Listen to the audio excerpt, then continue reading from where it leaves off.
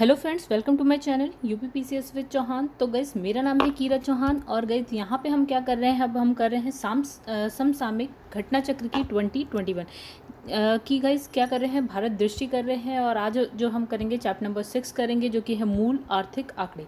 तो दोस्तों, एक बार हम चलिए देख लेते हैं कि हमारा जो सिलेबस है या जो हमारे अध्याय हैं वो क्या क्या हैं। तो गाइस, जो चैप्टर नंबर 5 है ना, वहाँ तक हम कंप्लीट कर चुके हैं। तो गाइस, यहाँ पे चैप्टर नंबर 5 कौन सा है?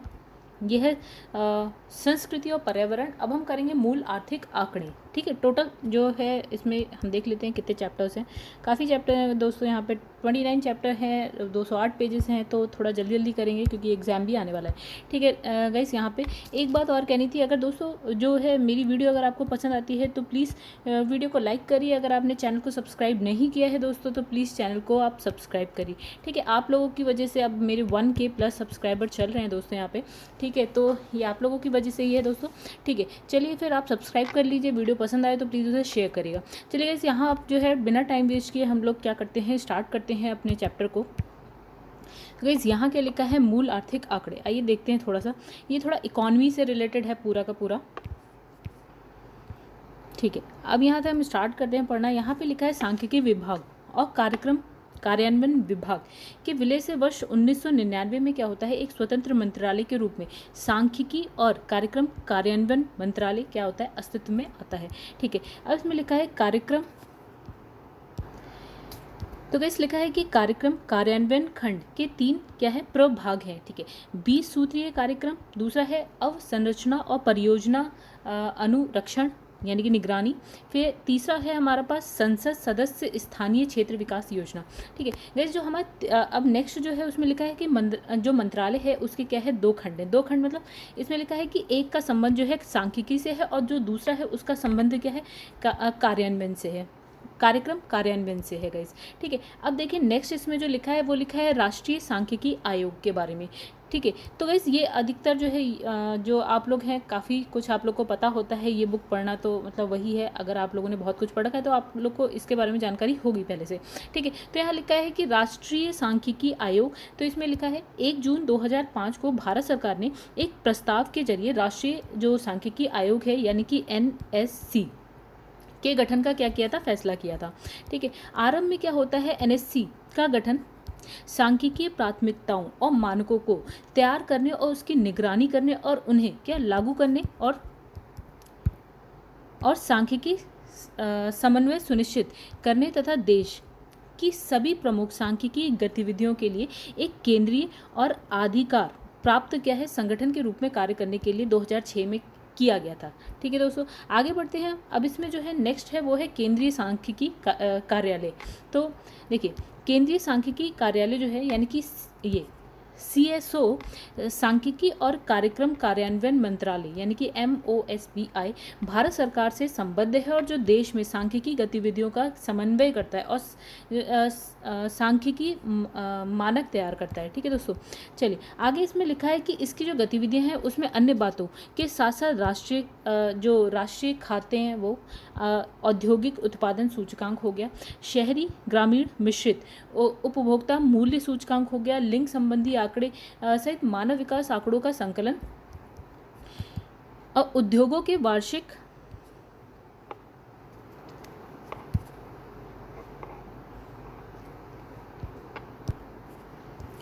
तो गाइस उद्योगों के वार्षिक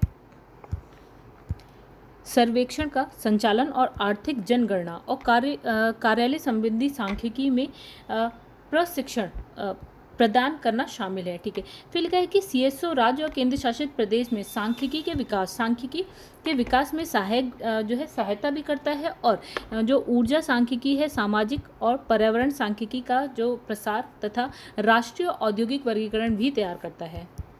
तो लिखा है सांख्यिकी और कार्यक्रम कार्यान्वयन मंत्रालय के केंद्रीय सांख्यिकी संगठन यानी कि CSO ने जनवरी 2011 से देश के ग्रामीण और शहरी तथा संयुक्त रूप से दोनों के लिए मतलब कि ग्रामीण और शहरी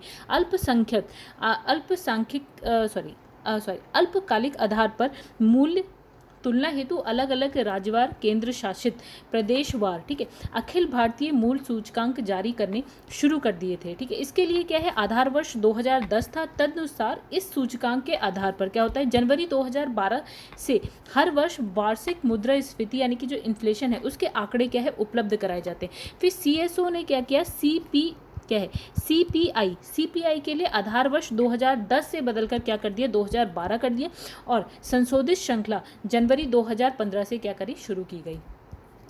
चलिए दोस्तों, आगे क्या लिखा है यहाँ पे, अभी हमने पीछे जो कुछ छोड़ा है एक बार हम उस पर नज़र डाल लेते हैं, उसके बाद चलते हैं। देखिए यहाँ पे हमने क्या छोड़ा, इसमें लिखा है लखनऊ नगर निगम, देखिए लखनऊ नगर निगम बॉन्ड क्या लिखा है, BSE में सूचीबद्ध। आइए देखें क्या लिखा है इसमें गाइस, इसमें लिखा है लखनऊ नगर निगम द्वारा जारी किए गए 200 करोड़ रुपए मूल्य वाले नगर निगम बॉन्ड्स को बॉम्बे स्टॉक एक्सचेंज यानी कि जो BSE है उसमें 2 दिसंबर 2020 को क्या किया गया, सूचीबद्ध किया गया, ठीक है। फिर लिखा है ये बॉन्ड लखनऊ नगर निगम द्वारा 13 नवंबर 2020 को जारी किया गया था।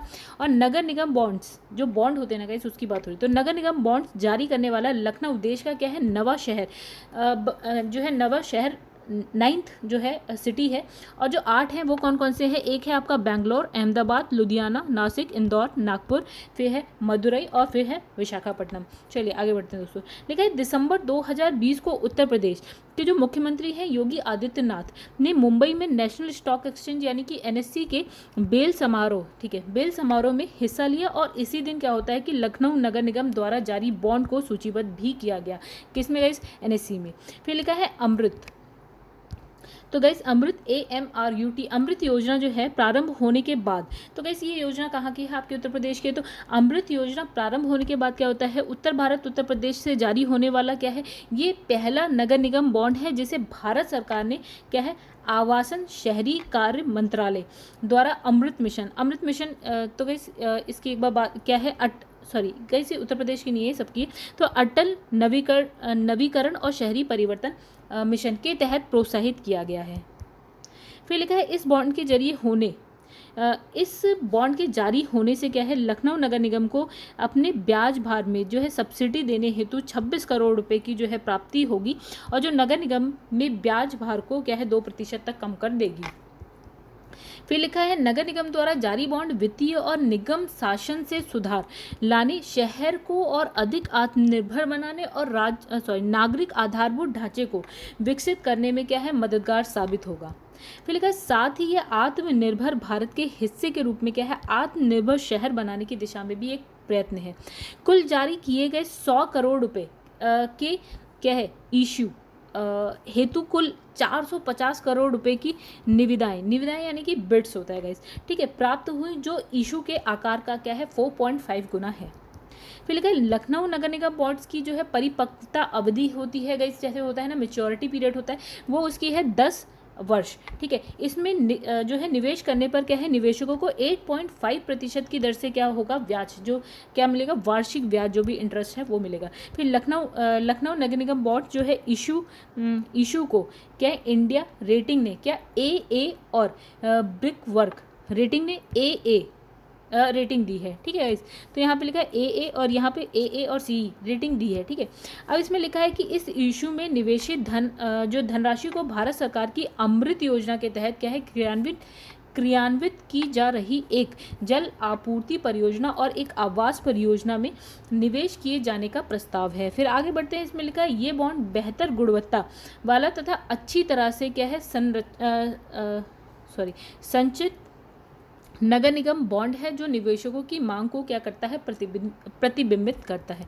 चलिए दोस्तों आगे बढ़ते हैं, उसमें क्या लिखा है, नेक्स्ट क्या है। देखिए यहाँ पे ये अधिकतर आप लोग को गाइस पता ही होगा, ठीक है। ये है जो 15वां वित्त आयोग है उसके बारे में आया, तो गाइस आई होप आप लोग को थोड़ा सा पता होगा। आइए यहाँ पे हम क्या करते हैं, क्विक रिवीजन कर लेते हैं एक बार, क्योंकि 15th जो जो फाइनेंस कमीशन है उसकी बात कर रहे हैं यहाँ पे।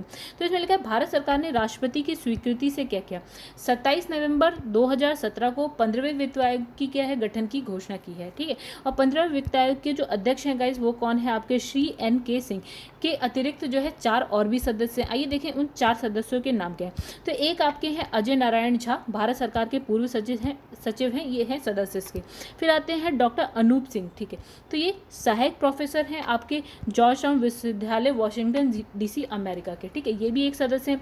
फिर लिखा है जो डॉक्टर अशोक लाहिड़ी अध्यक्ष, ठीक है, तो ये है बंधन बैंक तथा मतलब गैर कार्यकारी है, अंशकालिक है, बंधन बैंक से हैं। और उसके बाद क्या है आपका डॉक्टर रमेश चंद्र, तो जो डॉक्टर रमेश चंद्र ये सदस्य हैं नीति आयोग के, और श्री अरविंद मेहता आयोग के क्या हैं सचिव है।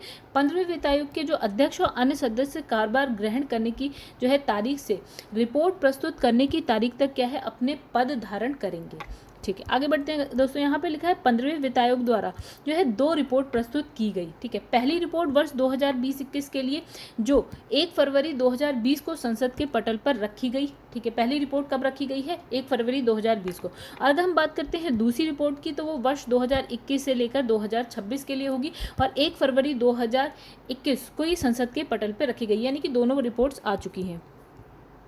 अब लिखा है 15वें वित्त आयोग द्वारा वर्ष 2021 से जो 26 की रिपोर्ट के मुख्य सुझावों में निम्नलिखित तथ्य शामिल हैं। तो जो 2021 से 26 वाली गई उसमें क्या है, उसमें लिखा है 2021 से 26 के लिए केंद्रीय करों के राज्यों का हिस्सा देखिए क्या हो गया है, 41% हो गया है गाइस। पहले इससे कम था, अभी क्या हो गया है 41% सुझाया गया है, और 2020-21 के जो है समान ही है। और 14वें वित्त आयोग के सुझाव से कम देखिएगा क्या है यहाँ पे, जो अभी जो 15वां वित्त आयोग है उसमें 41% है, और जो 14वां वित्त आयोग का जो सुझाव था उससे ये कम है, बिकॉज इसमें क्या कहा था 42% के हिस्से की बात कही गई थी, ठीक है।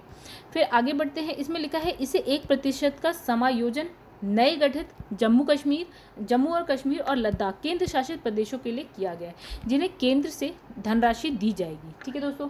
चलिए आगे एक बार देखते हैं क्या है। तो यहाँ पे वित्त आयोग का एक बार थोड़ा सा देख लेते हैं। यहाँ पे क्या लिखा है, मानदंड लिखा है, फिर यहाँ लिखा है 14वां वित्त आयोग 2015 से 2020, फिर 15वां वित्त आयोग है आपका 2020-21 का है, और दूसरा है दो रिपोर्ट आती है ना, दोनों अलग अलग टाइम के लिए।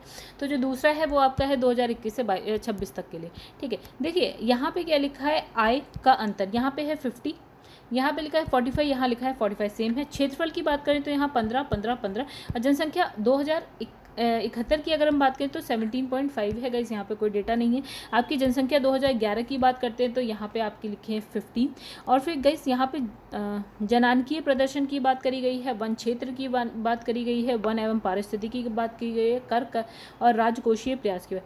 अब इसमें क्या लिखा है दोस्तों, यहाँ लिखा है नोट, एक बार देख लेते हैं। यहाँ लिखा है जो 14वें वित्त आयोग द्वारा जो जनानकीय परिवर्तन शब्द का प्रयोग किया गया है उसमें 15वें वित्त आयोग द्वारा जनसंख्या के रूप में क्या है परिभाषित किया गया है, यानी कि ये इसको क्या है जनसंख्या के रूप में परिभाषित किया गया है 15वें वित्त आयोग में, ठीक है। अब लिखा है वर्ष 2020-21 की रिपोर्ट में क्या है कर प्रयास शब्द का क्या है इस्तेमाल किया गया है, ठीक है।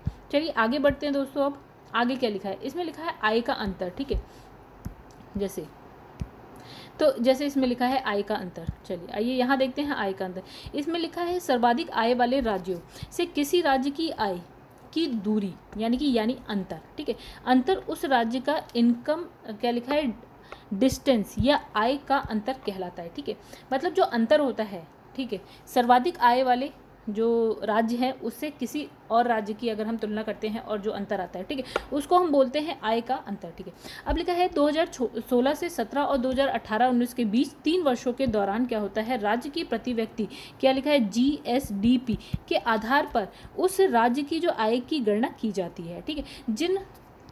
जिन राज्यों की प्रति व्यक्ति आय कम है उन राज्यों को बड़ा हिस्सा दिया जाता है, ताकि विभिन्न, तो गई जो केंद्र सरकार की तरफ से जो पैसा दिया जाता है ना, जिसकी आय कम है उसको ज़्यादा दिया जाता है, बड़ा हिस्सा दिया जाता है, ताकि विभिन्न राज्यों के बीच क्या है, बराबरी कायम की जा सके। ठीक है, मतलब सपोज एक राज्य है उसको 10 रुपये मिल रहे हैं, एक को 2 रुपये मिल रहे हैं, तो बराबरी कायम नहीं हो सकती है। ठीक है, तो एक राज्य को आप 10 दे रहे हैं, मतलब आय पर डिपेंड करता है। दूसरे राज्य की अगर आय कम है तो जो केंद्र सरकार से पैसा जाएगा वो ज़्यादा जाएगा। ठीक है, अब यहाँ पे लिखा है कि ये जनसांख्यिकीय प्रदर्शन, तो आयोग के संदर्भ में की गई शर्तों में यह अपेक्षित है कि सुझावों के लिए 2011 की जो जनसंख्या के आंकड़े हैं उसको इस्तेमाल किया जाएगा। यानी कि हम किसकी आंकड़े को इस्तेमाल करेंगे, 2011 की जनसंख्या के। ठीक है, तो उसी हिसाब से आयोग ने 2011 की जनसंख्या के आंकड़ों को क्या है, अपने सुझावों के लिए क्या किया है, इस्तेमाल किया है।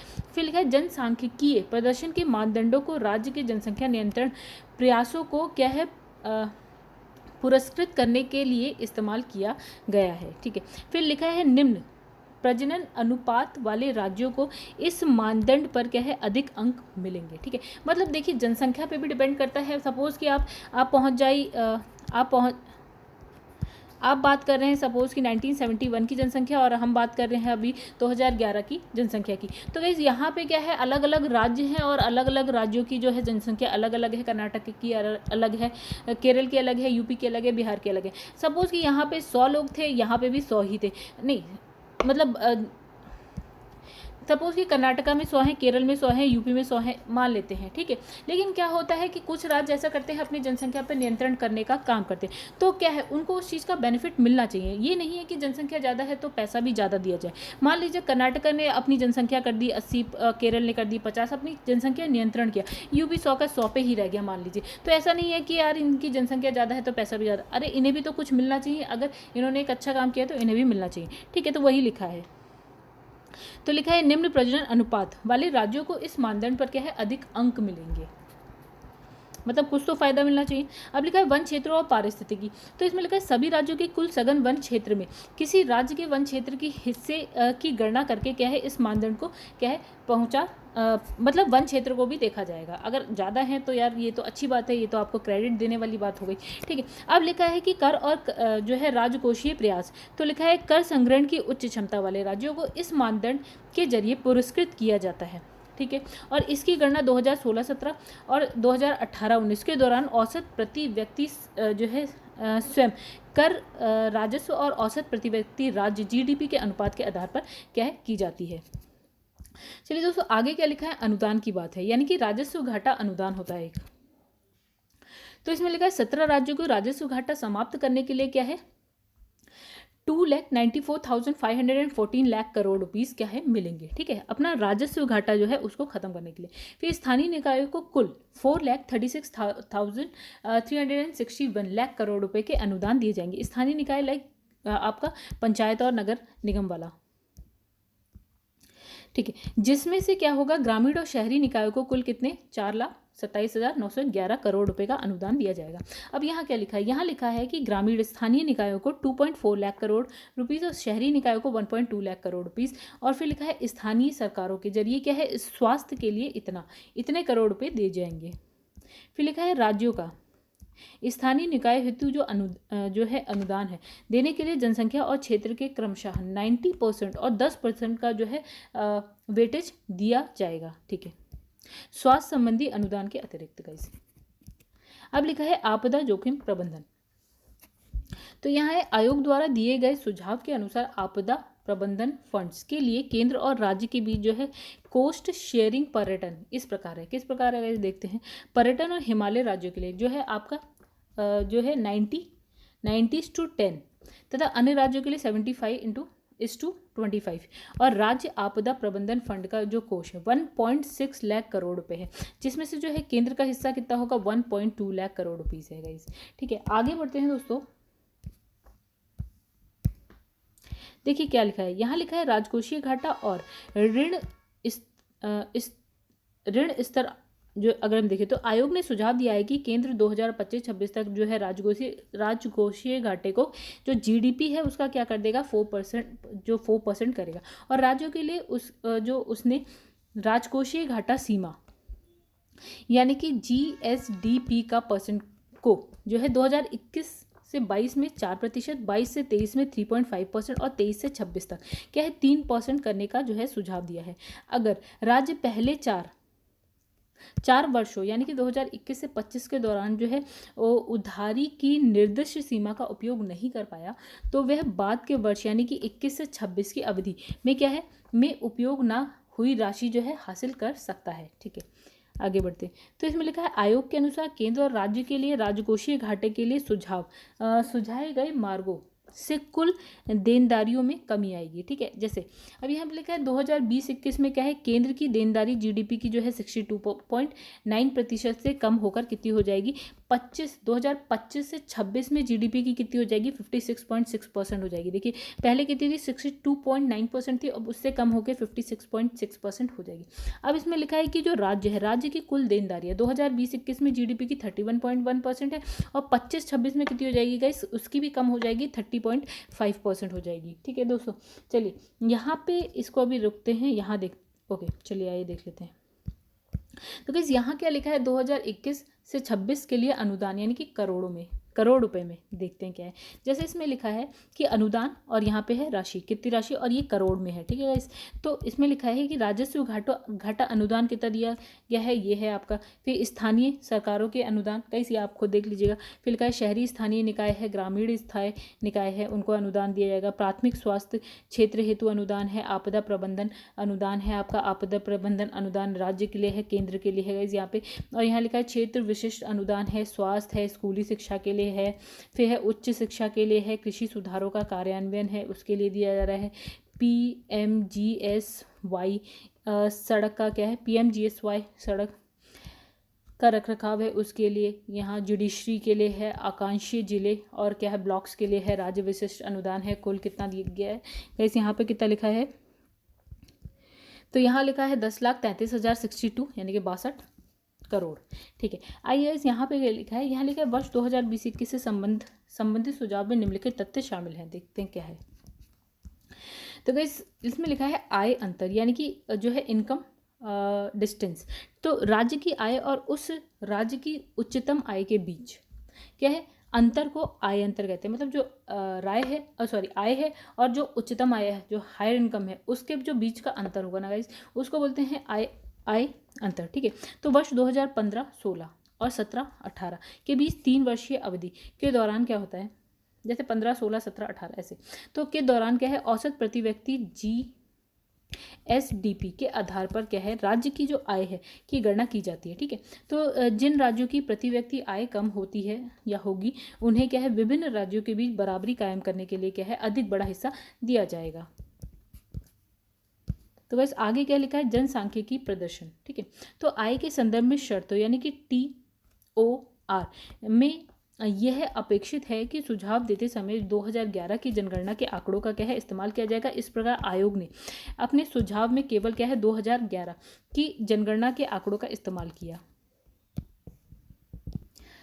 तो दोस्तों नेक्स्ट इसमें लिखा है कर प्रयास यानी कि अधिक कर जमा करने वाले राज्यों को क्या है पुरस्कृत करने के लिए क्या है इस मानदंड का प्रयोग किया जाएगा और इसकी गणना 2014, 15, 16, 17 के बीच 3 वर्षों के दौरान प्रति व्यक्ति औसत कर जो है राजस्व और प्रति व्यक्ति औसत राज्य GDP के अनुपात में जो है अनुपात के रूप में की जाएगी। ठीक है, फिर लिखा है सहायता अनुदान, लिखा है 2020-21 में राज्यों को निम्नलिखित अनुदान दिए जाएंगे। पहला जैसे राजस्व घाटा अनुदान हो गया आपका, स्थानीय निकायों को अनुदान हो गया आपका, आपदा प्रबंधन अनुदान हो गया। तो इसमें लिखा है आयोग द्वारा विशिष्ट और प्रदर्शन आधारित अनुदानों के लिए क्या है फ्रेमवर्क का भी जो है प्रस्ताव रखा है। फिर राज्य विशिष्ट अनुदान अंतिम रिपोर्ट में जो है प्रदान किए जाएंगे। तो दोस्तों एक चीज़ थी आपसे, चलिए फिर बात करेंगे उसकी। तो गाइस यहाँ पे नेक्स्ट है आपका राजस्व घाटा अनुदान, तो लिखा है हस्तांतरण के बाद अनुदान है। ठीक है, तो वर्ष 2021 में जो 14 राज्यों का कुल राजस्व घाटा लगभग कितना है 74,340 करोड़ रुपीस रह गया। ठीक है, और आयोग ने क्या है इन राज्यों के लिए राजस्व घाटा अनुदान का क्या है सुझाव दिया है। ठीक है, आगे लिखा है विशेष अनुदान की अगर हम बात करें तो 3 राज्यों में क्या होता है 2019-20 की तुलना में क्या होता है 2021 में हस्तांतरण और राजस्व घाटा अनुदान में गिरावट का अनुमान है। ठीक है, और कौन से हैं वो 3 राज्य, एक है कर्नाटका, मिजोरम और तीसरा है आपका तेलंगाना। तो इसमें लिखा है आयोग ने इन राज्यों के लिए कुल 6,764 करोड़ रुपीस के विशेष पैकेज का भी सुझाव दिया है। फिर लिखा है क्षेत्र विशेष के लिए अनुदान। ठीक है, अब जैसे क्या लिखा है कि 2020-21 में आयोग ने पोषण के लिए 7,735 करोड़ रुपीस का सुझाव दिया है। किसके लिए? पोषण के लिए। ठीक है, अंतिम रिपोर्ट में निम्नलिखित क्षेत्रों के लिए क्या है शेष निम्नलिखित ऐसे क्षेत्रों के लिए क्षेत्र विशेष प्रावधान किए गए हैं। तो गाइस जैसे किस किस क्षेत्र के लिए, एक हो गया जैसे आपका लिखा है पोषण लिखा है, स्वास्थ्य लिखा है, पूर्व प्राथमिक शिक्षा लिखा है, जुडिशरी लिखा है, ग्रामीण कनेक्टिविटी हो गया जैसे सड़कें हो गई ग्रामीण तक गाँव तक पहुँचाने के लिए, रेलवे हो गई, पुलिस प्रशिक्षण हो गया, आपका आवास हो गया, तो इन सब के लिए। ठीक है, फिर लिखा है प्रदर्शन आधारित अनुदान। तो लिखा है प्रदर्शन आधारित अनुदान के दिशा निर्देशों में निम्नलिखित शामिल है। देखिए क्या क्या शामिल है। एक तो लिखा है कृषि सुधारों को लागू करना। ठीक है, दूसरा महत्वाकांक्षी जिलों और ब्लॉक का इन सब का विकास करना। ठीक है, तीसरा हो गया आपका बिजली क्षेत्र की में जो है सुधार होना। ठीक है, निर्यात सहित व्यापार को बढ़ाना, यानी कि निर्यात को बढ़ाना, उससे व्यापार बढ़ेगा। तो शिक्षा के लिए क्या है इंसेंटिव्स देना। फिर घरेलू अंतर्राष्ट्रीय जो पर्यटन का संवर्धन करना और अनुदान राशि जो है अंतिम रिपोर्ट में जो है प्रदान की जाएगी। फिर लिखा है स्थानीय निकायों को अनुदान। वर्ष 2020-21 में स्थानीय निकायों के लिए 90,000 करोड़ रुपए जो है तय किए गए हैं, जिसमें से 60,750 करोड़ जो है रुपए ग्रामीण स्थानीय निकायों यानी कि 67.5% और 29,250 करोड़ रुपीस शहरी स्थानीय निकायों यानी कि 32.5% के लिए निर्धारित किया गया। यह अनुदान क्या है डिवाइजिबल जो है पूल का 4.31% है। ठीक है, जो वर्ष 2019-20 में स्थानीय निकायों को दिए गए अनुदान से क्या है गाइस ज़्यादा है। तो नेक्स्ट लिखा है यहाँ पे आगे कि वर्ष 2019-20 इस सर्वेक्षण का संचालन और आर्थिक जनगणना और कार्यालय संबंधी सांख्यिकी में क्या प्रशिक्षण प्राप्त करना शामिल है। ठीक है, आगे बढ़ते हैं। इसमें लिखा है सीएसओ राज्यों और केंद्र शासित प्रदेशों में सांख्यिकी के विकास में सहायता की जाती है। ठीक है, तो और ऊर्जा सांख्यिकी, सामाजिक और पर्यावरण सांख्यिकी का जो प्रसार और राष्ट्रीय औद्योगिक वर्गीकरण भी तैयार करता है। फिर लिखा है सांख्यिकी एवं कार्यक्रम कार्यान्वयन मंत्रालय के केंद्रीय सांख्यिकी संगठन यानी कि CSO ने जनवरी 2011 से देश में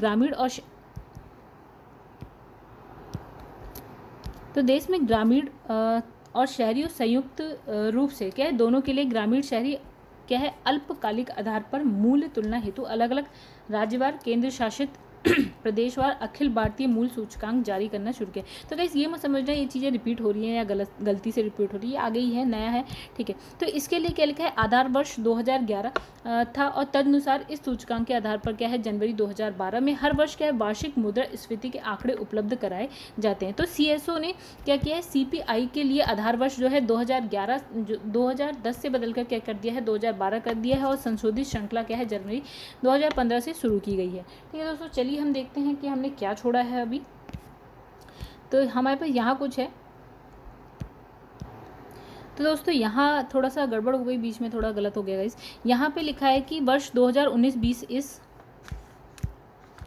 इस मद के अनुसार क्या है राशि डिवाइजिबल पूल का जो है 3.54% थी। ठीक है, अनुदान जनसंख्या और क्षेत्र के आधार पर क्या राज्यों के बीच 90:10 के अनुपात में क्या होगा विभाजित होगा। ये अनुदान क्या है पंचायत के 3 स्तरों यानी कि गांव, ब्लॉक और जिला स्तर पर क्या है उपलब्ध होगी। तो लिखा है वर्ष 2020-21 के लिए क्या है राज्य आपदा जोखिम प्रबंधन कोषों को क्या है 28,983 करोड़ रुपीस जो है आवंटित किए जाएंगे, जिसमें केंद्र का जो हिस्सा होगा वो 22,184 करोड़ रुपीज़ है। और राष्ट्रीय आपदा जोखिम प्रबंधन कोष को जो है 12.390 करोड़ जो है रुपये आवंटित किए गए हैं। अब यहाँ लिखा है केंद्र द्वारा हस्तांतरित करोड़ में प्रत्येक जो है राज्य का हिस्सा। गाइस यहाँ पे आप देख लें कि जैसे 15वें वित्त आयोग का जो है 2020-21 का है और 15वें वित्त आयोग का 21 से 26 तक का है। तो गाइस इसमें जो है जो हिस्सा है ना 100 में से दे रखा है कि कितना है, ठीक है। तो 100 में से कितना है, इसका है 4.111 यानी कि आंध्र प्रदेश का इस टाइम पे। और उसके बाद 21 और 21 से 26 की आप बात करेंगे तो 4.047 है। तो गाइस इस तरह से है, जैसे आंध्र प्रदेश का है, अरुणाचल प्रदेश का है, असम, बिहार, छत्तीसगढ़, गोवा, जितने भी हमारे पास राज्य हैं इसमें हम सबका देख लेंगे कि क्या हिस्सा है, ठीक है। अब इसमें आप कैसे पता, और कुल है 100 में से 100, ठीक है। अब इसमें आप जैसे कि देखेंगे कि सबसे ज़्यादा गाइस यहाँ पे किसको मिल रहा है, हम देखते हैं। तो सबसे ज़्यादा देखिए यहाँ पे किसको मिल रहा है, उत्तर प्रदेश को मिल रहा है। एक तो इसकी जनसंख्या बहुत ज़्यादा है, फर्स्ट नंबर पे उत्तर प्रदेश ही आता है भारत में जिसकी। तो इसको देखिए 17 पॉइंट में मिला हुआ है, बाकी किसी को आप 10 से ऊपर नहीं देखेंगे इस, यहाँ इनको 17 पॉइंट में मिला हुआ है, ठीक है। और दूसरा हम अगर देखते हैं कि सबसे कम किसको मिला हुआ है, तो उसकी एक देखिए, उसके बाद क्या है आपका बिहार को देखिए 10 पॉइंट में मिला हुआ है, ठीक है, मतलब 100 में से 10, ठीक है। और उसमें चलिए आइए एक बार देख लेते हैं कि जो सबसे कम है वो कौन है गाइस यहाँ पे। तो फिलहाल सबसे कम बहुत सारे हैं जिसका 0 पॉइंट में कुछ है। तो जैसे कि आपका 0 पॉइंट में है सिक्किम है गाइस, यहाँ पे आपका नागालैंड है, मिजोरम। तो गाइस यहाँ की जो जनसंख्या है वो सीरियसली बहुत ही कम है, इस वजह से इनको ज़्यादा दिया भी नहीं जा सकता। मेघालय, मणिपुर हो गया आपका, गाइस यहाँ पे हो गया, ये आपका हिमाचल प्रदेश हो गया, आपका गोवा हो गया। तो क्या जनसंख्या है इनकी, कुछ भी नहीं है, ना के बराबर है, मतलब है बट बहुत कम है। तो इनको उसी हिसाब से क्या है आपका यहाँ पे कर जो भी है हस्तांतरित करों में प्रत्येक राज्य का हिस्सा जो है हम देख रहे हैं यहाँ पे, ठीक है। चलिए दोस्तों, तो फिर आगे बढ़ते हैं हम लोग यहाँ से। तो दोस्तों यहाँ पे थोड़ा सा गड़बड़ हो गई थी, मैंने ये वाला पार्ट अभी पढ़ा दिया था, ठीक है। तो आप एक बार वीडियो को सही से देख लीजिएगा। इसमें लिखा है उद्योगों का वार्षिक सर्वेक्षण की बात करते हैं। तो यहाँ लिखा है उद्योगों का जो वार्षिक सर्वेक्षण है यानी कि ASI भारत में औद्योगिक सांख्यिकी जानने का प्रमुख क्या है स्रोत है, ठीक है। वार्षिक सर्वेक्षण होता है उससे, ठीक है। तो सांख्यिकीय संरक्षण अधिनियम 2008 और जिसका संशोधन हुआ है 2017 में के तहत ये जो सर्वे है वैधानिक प्राकृतिक है और नियम इसके तहत निर्धारित हैं, ठीक है। एक्ट दे रखा है सांख्यिकी संग्रह अधिनियम 2008। फिर लिखा ASI का कार्य क्षेत्र पूरा देश है, यानी कि पूरे देश में करता है। तो इस सर्वेक्षण में क्या है, कारखाना कानून 1948 के अनुच्छेद 2M और 2M, ठीक है, 2M जो है 1 और 2M2 के अंतर्गत पंजीकृत सभी कारखाने आते हैं, ठीक है। इस सर्वेक्षण में बीड़ी और सिगार जो है कामगार अधिनियम 1966 यानी कि रोजगार की शर्तें अधिनियम 1966 के अंतर्गत क्या है पंजीकृत बीड़ी और सिगार निर्माता कारखाने, केंद्रीय विद्युत प्राधिकरणों के साथ पंजीकृत बिजली का उत्पादन, फिर है पारेषण और वितरण करने वाले सभी विद्युत निकाय, फिर चुनिंदा सेवाएं और शीतगृह यानी कि कोल्ड स्टोरेज, जलापूर्ति, मोटर गाड़ियाँ जो है घड़ियों आदि की मरम्मत जैसे कार्य भी शामिल है, ठीक है। रक्षा प्रतिष्ठानों, तेल भंडार, आपूर्ति डिपो, फिर है रेस्टोरेंट हो गया, होटल हो गया, आपका कैफ़े हो गया, कंप्यूटर सेवाएं हो गया, प्रौद्योगिक परीक्षण संस्थाएं हैं को इस सर्वेक्षण से क्या है बाहर रखा गया। तो आप ये भी देख लीजिए कि बाहर कैसे रखा गया है। केंद्रीय विद्युत प्राधिकरणों में क्या पंजीकृत विद्युत प्राधिकरणों को अभी इसमें नहीं रखा जा रहा है, ठीक है। आगे बढ़ते लिखा है औद्योगिक उत्पादन का सूचकांक IIP, ठीक है। तो इसमें लिखा है CSO विभिन्न मंत्रालय और विभाग और उनके क्या है संबंध अधीनस्थ कार्यालयों से प्राप्त जो सहायता आंकड़े हैं उसका इस्तेमाल करते हुए क्या है औद्योगिक उत्पादन सूचकांक का संकलन करता है, ठीक है। आगे बढ़ते हैं। इसमें लिखा है IIP के लिए क्या है आंकड़ों का जो प्रमुख स्रोत है औद्योगिक नीति और क्या है संवर्धन विभाग है, ठीक है। जो कुल IIP में 47.54% जो है विशिष्ट भार के साथ 407 मध्य समूहों में से 322 के लिए आंकड़ों की आपूर्ति करता है, ठीक है दोस्तों। आगे बढ़ते हैं हम लोग।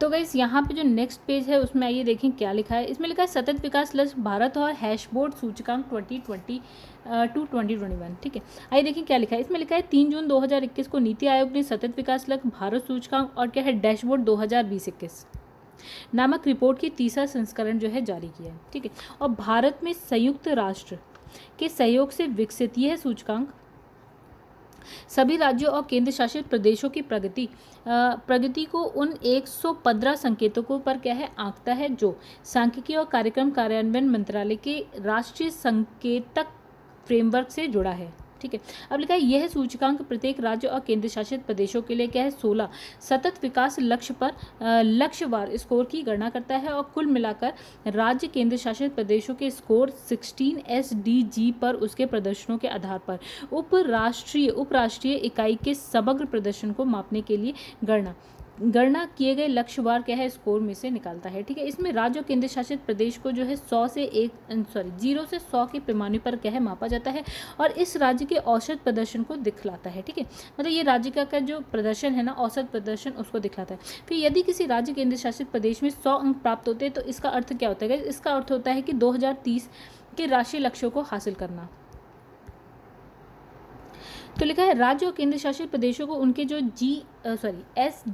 SDG भारत सूचकांक स्कोर के आधार पर निम्नलिखित तरीकों से क्या किया जाता है, वर्गीकृत किया जाता है। अगर अंक मिलता है 0 से लेकर 49 तो वो होता है आकांक्षी एस्पिरेंट्स। ठीक है, 50 to 64 होता है तो अच्छा प्रदर्शन हुआ, यानी कि 65 से 99 अंक होते हैं तो अग्रणी हो गया, यानी कि फ्रंट रनर। ठीक है, और अगर 100 होता है तो लक्ष्य प्राप्त करता होता है, यानी कि अचीवर होता है। अब लिखा है भारत का समग्र स्कोर वर्ष 2019 से जो है 60 से बढ़कर कितना हो गया, 20 में 66 हो गया। तो गाइस 66 का मतलब हम अगर यहाँ पे देखें तो अग्रणी यानी कि फ्रंट रनर। ठीक है, आगे बढ़ते हैं। लक्ष्यों को प्राप्त करने की दिशा में ये सकारात्मक कदम बड़े पैमाने पर जो है लक्ष्य 6 यानी कि साफ पानी और स्वच्छता। ठीक है, और लक्ष्य 7 क्या है, सस्ती और स्वच्छ ऊर्जा के बारे में अनुकरणीय और देशव्यापी प्रदर्शन से जो है प्रेरित है। और इसमें क्या है समग्र जो स्कोर है वो कितना है गाइस, जो आपका लक्ष्य 6 है उसका है 83 और लक्ष्य 7 में हमने कितना हासिल किया है 92। फिर लिखा है समग्र SDG यानी गाइस ये क्या है आपका SDG यानी कि सस्टेनेबल डेवलपमेंट गोल। ठीक है, तो SDG भारत सूचकांक में शामिल अग्रणी राज्यों में केरल जो है, केरल का जो स्कोर है वो है 75 को, ये है शीर्ष स्थान पर। तो इसके पश्चात हिमाचल प्रदेश, तमिलनाडु को दूसरा, और आंध्र प्रदेश मतलब हिमाचल प्रदेश और तमिलनाडु सेकंड नंबर पे आ जाता है, और जो आंध्र प्रदेश है, गोवा है, कर्नाटका है, उत्तराखंड ये आ गया आपका चौथे नंबर पे। अब लिखा है इस सूचकांक में अंतिम स्थान पे देखिए गाइस कौन कौन है, बिहार है आपका, झारखंड है, असम है, उत्तर प्रदेश और राजस्थान है। ये आपको पता होना चाहिए। इसमें शामिल अग्रणी केंद्र शासित प्रदेश हैं गाइस, उसमें क्या है चंडीगढ़ सबसे ऊपर है, फिर उसके बाद आता है दिल्ली। चंडीगढ़ को मिले हैं 79 और दिल्ली को मिले हैं 68 पॉइंट्स। ठीक है, तो इस सूचकांक में कोई भी राज्य जो है लक्ष्य प्राप्त करता नहीं है, मतलब किसी के 100 पॉइंट नहीं है। ठीक है, वर्ष 2019 के स्कोर में सुधार के मामले में क्या है, मिजोरम स्कोर, मिजोरम का देखिए सुधार के मामले में अगर हम बात करें तो मिजोरम का कितना हो गया आपका 68 हो गया, हरियाणा 67 है, इसमें सुधार हुआ है। उत्तराखंड आपका 72 है, और तो ये 20-21 में क्रमशः कितना था गाइस यहाँ पे देखिए 20-21 में क्या होता है कि 12, 10 और 8 अंकों की इसमें क्या है वृद्धि होती है। फिर इस सूचकांक में उत्तर प्रदेश अच्छा प्रदर्शन की श्रेणी में क्या होता है शामिल हो जाता है। ठीक है, अब आगे क्या लिखा है, यहाँ पे लिखा है कि राष्ट्रीय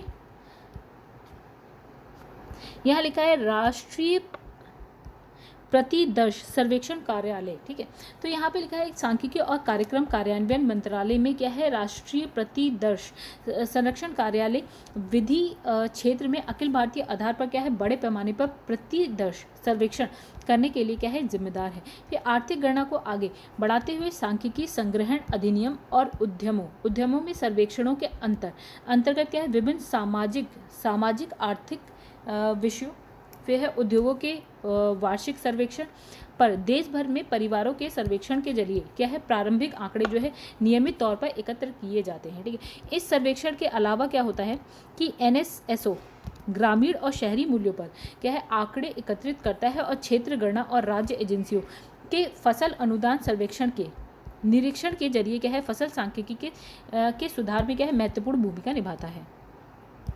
तो कैसे यहाँ लिखा है ये शहरी इलाकों में सामाजिक और आर्थिक सर्वेक्षण के लिए क्या है प्रतिदर्शों का रेखांकन करने के लिए शहरी क्षेत्रीय इकाइयों के ढांचे की देखरेख भी करता है। ठीक है, अब 20 सूत्री कार्यक्रम की अगर हम बात करें तो लिखा है 20 सूत्री कार्यक्रम यानी कि TPP की शुरुआत क्या होती है 1975 में की गई थी, और इस वर्ष क्या होता है 1982, 86 और 2006 को में क्या है पुनर्गठित मतलब इसे क्या है इन टाइम पे क्या किया जाता है, पुनर्गठित किया जाता है। तो वर्ष 2006 में पुनर्गठित कार्यक्रम का मुख्य जोर गरीबी उन्मूलन पे और देश भर में गरीबी और सुविधाओं से वंचित लोगों के जीवन स्तर को क्या था, सुधारना था।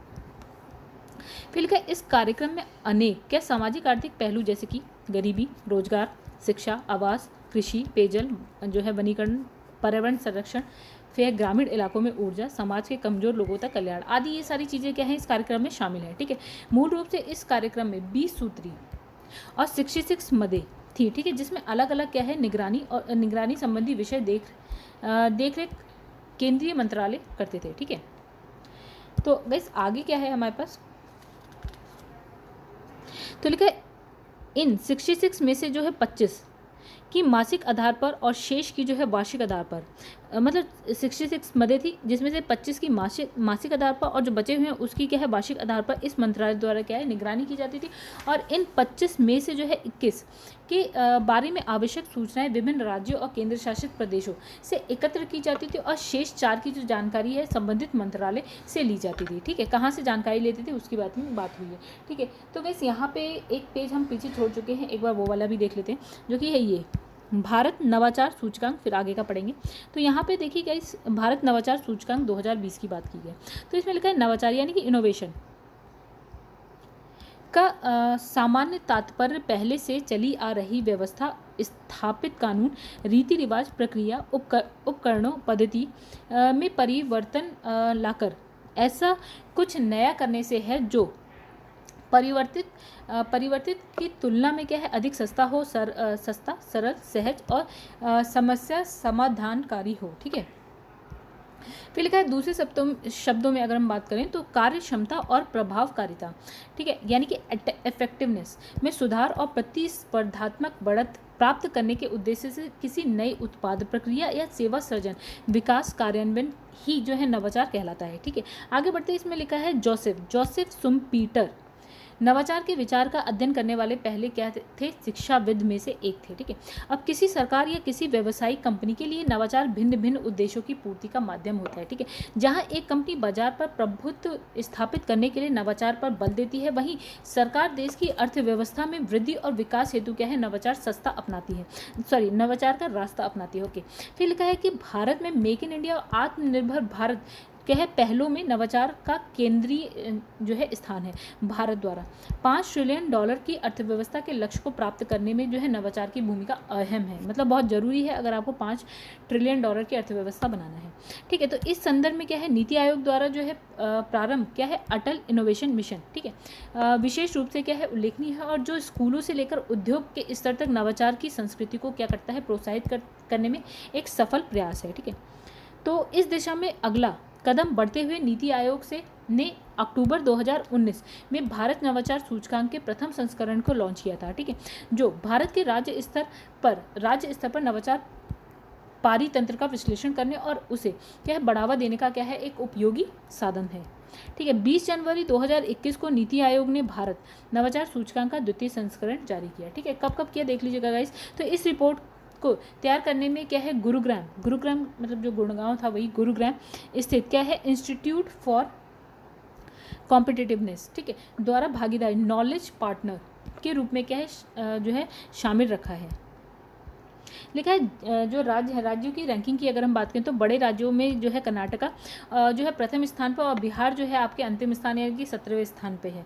तो बड़े राज्यों की रैंकिंग में क्या है शीर्ष पाँच राज्यों में से 4 राज्य कौन से हैं? एक है कर्नाटका है, फिर तमिलनाडु है, कर्नाटका, तमिलनाडु, तेलंगाना एंड केरल दक्षिण भारत के हैं। लिखा है उत्तर पूर्वी पहाड़ी राज्यों में नवाचार के संदर्भ में जो है हिमाचल प्रदेश उसका स्कोर दे रखा है 25.06 है, प्रदर्शन का सर्वश्रेष्ठ प्रथम स्थान पे है हिमाचल प्रदेश अगर हम पहाड़ी राज्यों की बात करें तो।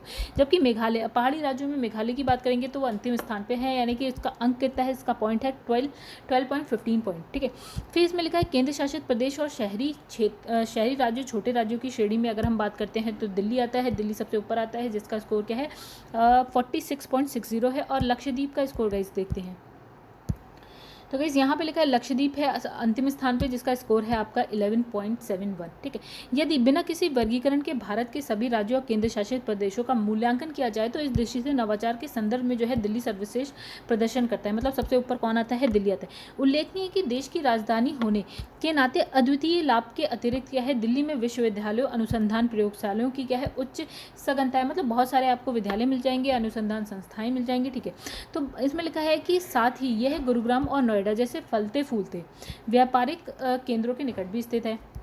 फिर लिखा है उपरोक्त सभी कारकों ने दिल्ली की नवाचार क्षमता में जो है वृद्धि करने में उल्लेखनीय योगदान दिया है।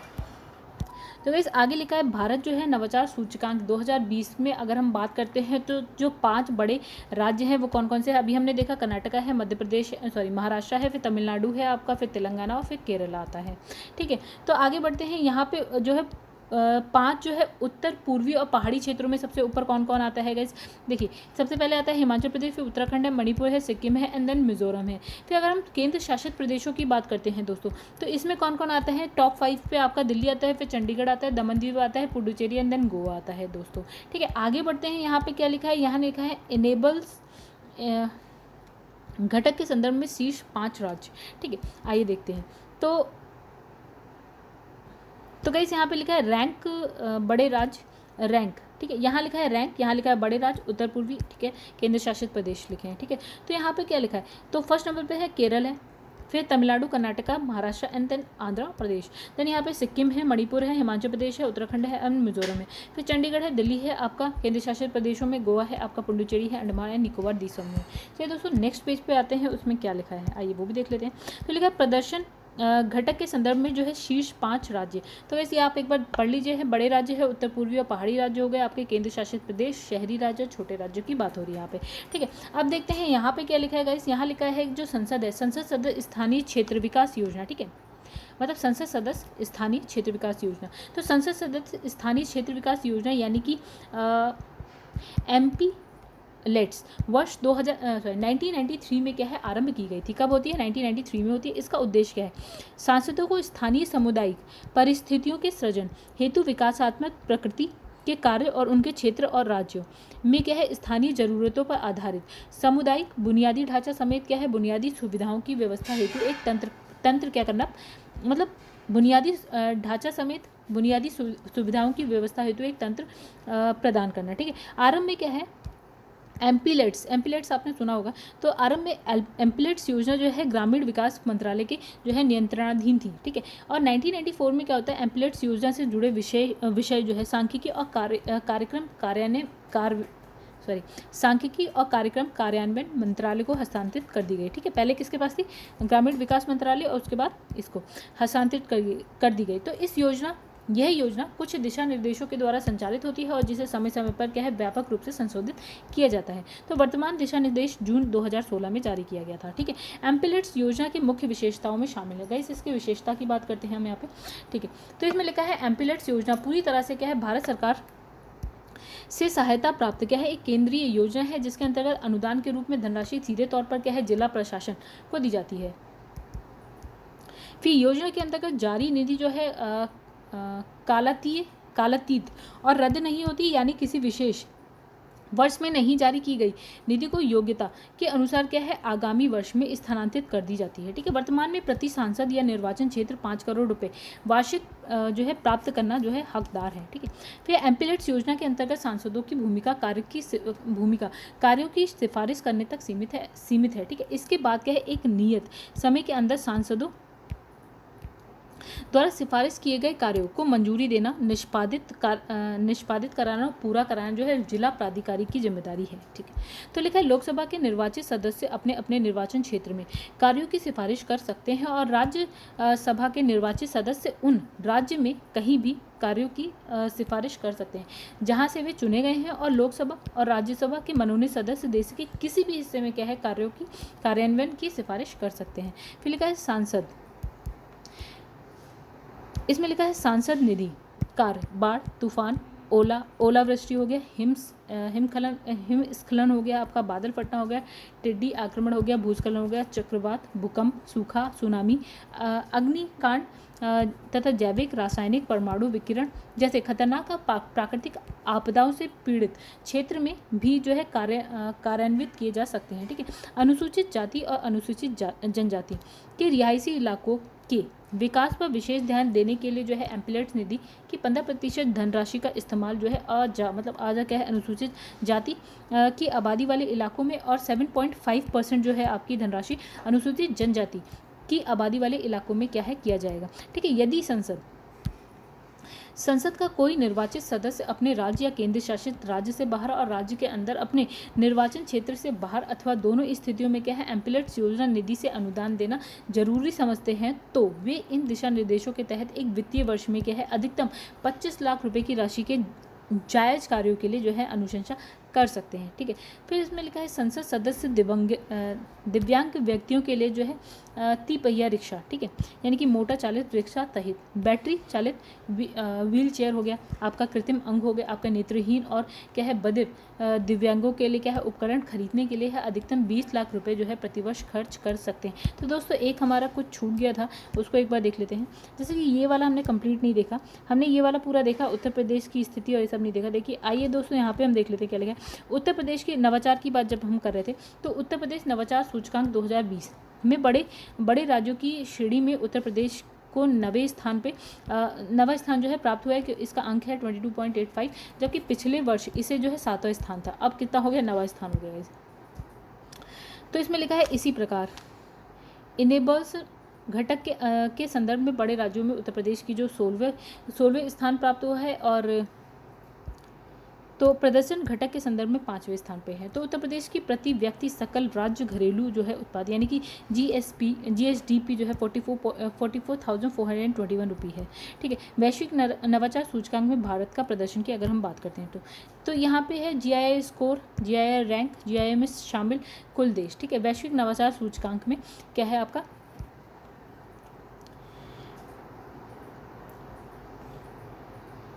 तो गाइस इसमें हम बात करें GII में शामिल कुल देश। ठीक है, तो इसमें लिखा है 2015 में कितने देश थे आपके 141 थे। तो स्कोर भारत का कितना था गाइस, यहाँ पे हम भारत की बात करें तो भारत का स्कोर इतना था और ये कितनी रैंक पे था 81 पे था। ठीक है, अब हम बात कर लेते हैं इसी तरह से हम आगे चलते हैं। 2019 में आपके पास 129 देश थे और भारत का स्थान था 52, और 2020 में आपके 131 देश थे और जिसमें भारत का स्थान था 48, यानी कि उसका जो रैंक था स्कोर था वो था 35.5। ठीक है, तो गाइस यहाँ पे हम जैसे जैसे देख रहे हैं कि जैसे जैसे हम 2020 की तरफ आ रहे हैं तो स्कोर इसका रैंक अच्छी होती गई। ठीक है दोस्तों, तो दोस्तों यहाँ पे जो है ये वाला चैप्टर भी हमारा क्या होता है ख़त्म हो जाता है। ठीक है दोस्तों, अगर आपको वीडियो पसंद आती है तो वीडियो को प्लीज़ लाइक करिए। ठीक है, अगर आप कोई सुझाव देना चाहते हैं, कमेंट करना चाहते हैं तो कमेंट करके बताइए। एक चीज़ और दोस्तों कि आपसे बस एक सजेशन चाहिए कि मैं जो है आपका Dainik Jagran national addition start करने वाली हूँ। तो वैसे उसके लिए अगर आपके कोई सजेशन है तो प्लीज़ दीजिएगा, या आप स्टार्ट करना चाहिए नहीं करना चाहिए ये भी आप बताइएगा, कमेंट करिएगा गाइस। ठीक है, अगर आपने वीडियो को पसंद किया है तो प्लीज़ इसे शेयर करिए, चैनल को शेयर करिए। अगर आपने चैनल को सब्सक्राइब नहीं किया है दोस्तों तो चैनल को प्लीज़ सब्सक्राइब करिए। मेरे चैनल का नाम है #UPPCS विद चौहान।